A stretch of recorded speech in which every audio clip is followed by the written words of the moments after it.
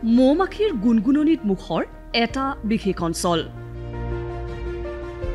আকৰ্ষণৰ কেন্দ্ৰবিন্দু এজোপা গমাৰি গছ। গছজোপাত আছে প্ৰায় 200ৰো অধিক মৌবাহ। এই দৃশ্য শিৱসাগৰ জিলাৰ আমগুৰিৰ টিফুক চাহ বাগিচাৰ।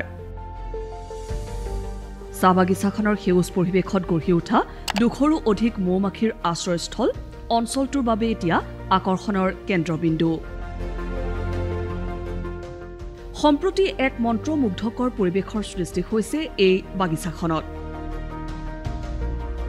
কেৱল এইবাৰেই নহয়, প্ৰতি বছৰে এই বাগিচাখনলৈ আহে মৌমাখিৰ জাক। এক প্ৰকাৰ এই মৌজাকৰ বাবেই যেন অপেক্ষা কৰি থাকে প্ৰকৃতিপ্ৰেমীসকলে।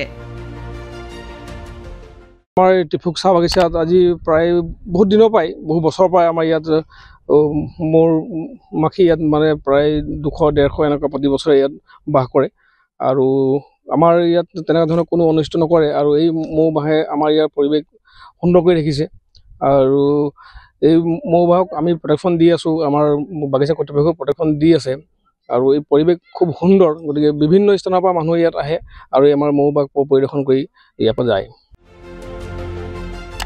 শিৱসাগৰৰ পৰা মুজাহিদ আলীৰ ৰিপৰ্ট, বাতৰি বিভাগ, DD অসম।